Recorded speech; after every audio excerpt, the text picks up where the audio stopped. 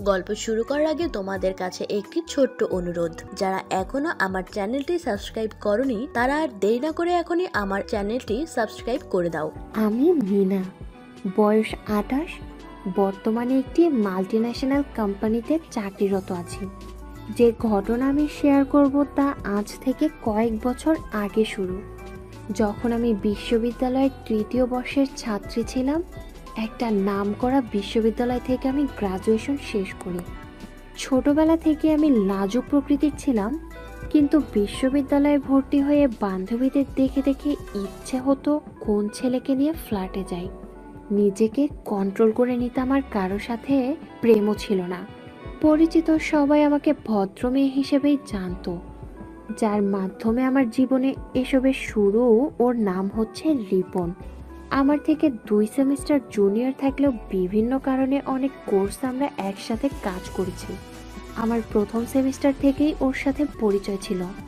আমি দেখতে শ্যামবর্ণের, বুকের সাইজ 34 হবে, পারফেক্ট সাইজ। ফেসবুকে বেশ ভালোই আলাপচারিতা হতো। আমি যখন চতুর্থ বর্ষের শেষের দিকে, তখনও তৃতীয় বর্ষে, দুইজনে একটা কোর্সের পোস্টার প্রেজেন্টেশনের গ্রুপ পার্টনার ছিলাম। ফাইনালের আগে পোস্টার জমা দিতে হবে। একদিন রাতে ওকে কল দিয়ে বললাম, শোন, ইউনিভার্সিটিতে রিল্যাক্সে বসে কাজ করার মতো জায়গা নাই, হই হট্টগোল। আমরা বরঞ্চ কালকের ক্লাসের পর আমার বাসায় বসে কাজটা শেষ করে ফেলবো। কোনো সমস্যা নাই আপু, আপনি যেভাবে চান। ও বলল, আমার বাসা বিশ্ববিদ্যালয়ের কাছেই। একটা ফ্যামিলি বাসায় আমি আর আমার এক বান্ধবী সাবলেট থাকি। আমরা 2 বান্ধবী আরামেই থাকি সেখানে। সকাল 8:30-এর ক্লাস 10টায় শেষ হলো। আমি আরও পড়ালেখা সম্পর্কিত বিভিন্ন বিষয় আলোচনা করতে করতে বাসায় পৌঁছালাম। ও জিজ্ঞাসা করলো, বাসায় কেউ নেই? না। কই গেছে? যাদের এইখানে থাকি ওনারা গেছে বেড়াতে, আরও 4 দিন পর ফেরত আসবে। আর আপনার বান্ধবী? বন্যার এখন ক্লাস আছে, ক্লাস শেষে যাবে মামার বাসায়, ও আস্তে আস্তে রাত হবে। তুই চিন্তা করিস না, বিরক্তিহীনভাবেই কাজ করা যাবে। আমরা ফ্লোরে বসে কাজ করা শুরু করলাম। 12:30-এর মধ্যেই কাজ শেষ। আমি বললাম, তুই বয়, আমি তোর জন্য চা বানিয়ে আনি। ওকে। এরপর আমরা দুজনে ডাইনিং টেবিলের সামনাসামনি 2টা চেয়ারে বসে চা খাচ্ছিলাম, বিভিন্ন ব্যাপারে কথা বলছিলাম। ও জিজ্ঞেস করলো, গ্রাজুয়েশনের পর কি করবেন? ঠিক বলতে পারছি না। চাকরি পেলে চাকরিতে ঢুকে যাব, পাশাপাশি মাস্টার্সের জন্য দৌড়াদৌড়ি। আমার যে কি হবে, চাকরি কই পাবো কে জানে। আপনার চাকরির কি দরকার, বিয়ে করে ফেলবেন? না রে, স্ট্যাবলিশড না হয়ে বিয়ে করা ঠিক হবে না। তো এতদিন বসে থাকলে তো বুড়িয়ে যাবেন, বুড়াকে কেউ বিয়ে করবে না। সে দেখা যাবে পরে। দেখা তো যাবে, প্রেম তো অন্তত করতে পারেন। কেউ অফার দেয় না? ও জিজ্ঞেস করলো।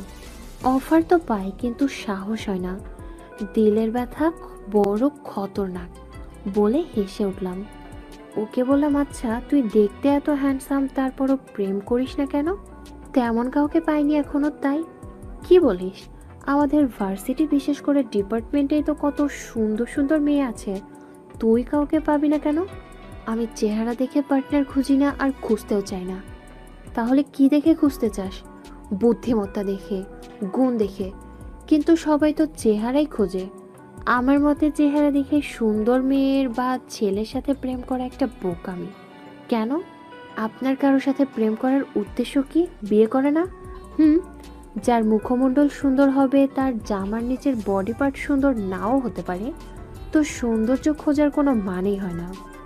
আমি ওর কথা শুনে হো হো করে হেসে উঠলাম। হাসি শেষ করে চায়ের শেষ চুমুকটা দিলাম।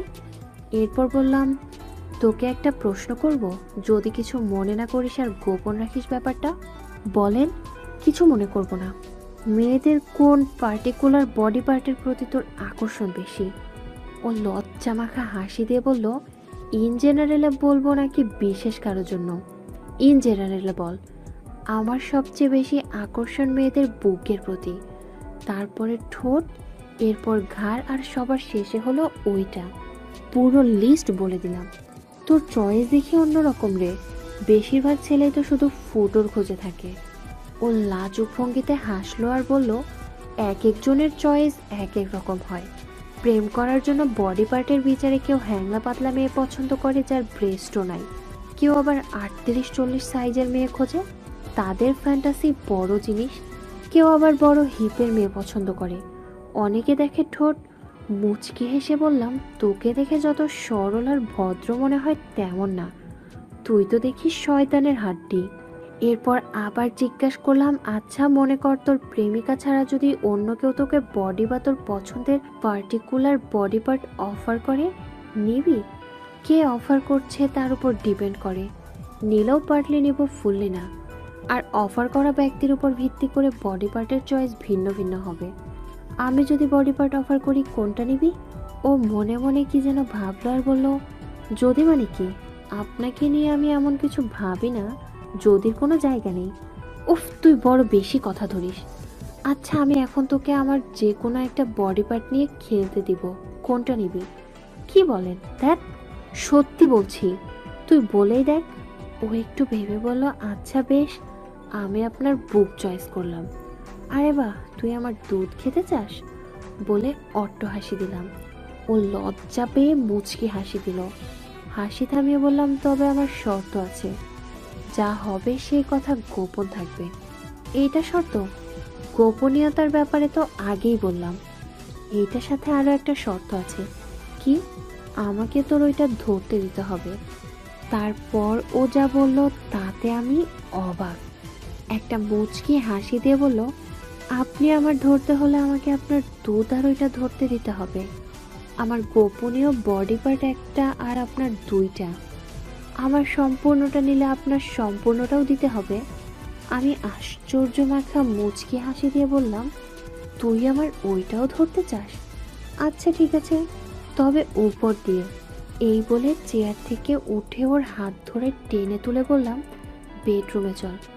এইখানে দুইজন একসাথে বসার জায়গা নেই, খাটের উপর বসবো আমরা। বেডরুমে একটা ডাবল খাট, আমি ওকে বসিয়ে দিলাম খাটে আর নিজে ওর পাশে বসলাম। আমার সাথে এইসব ব্যাপারে কথা বলতে বলতে ওর ওইটা ঠাটিয়ে উঠেছিল অনেক আগেই, তা মোটামুটিভাবে বোঝা যাচ্ছিল। আমি ওই দিকে একবার তাকিয়ে কোনো কথা না বলেই উপর দিয়ে ধরতে চেষ্টা করলাম। ও কোনো কথা না বলে দুধ দুই হাতে নিয়ে নিল। এরপর কি হলো সেটা আর মুখে বলতে পারবো না। আমিও তো একজন নারী, এর চেয়ে বেশি কিছু বলা যায়?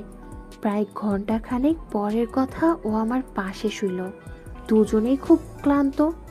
আমি বললাম, তুই আমাকে যে সুখ দিলি, আজ থেকে আমি তোর ফ্যান হয়ে গেলাম। এখন থেকে প্রতিদিন আসিস। ও হেসে হেসে বলল, আজকে যে পরিশ্রম করালেন, প্রতিদিন যদি এরকম করান 1 মাসও বাঁচব না। আচ্ছা ঠিক আছে, এখন কি চলে যাবি? না, একটু বিশ্রাম নিয়ে পরে যাব।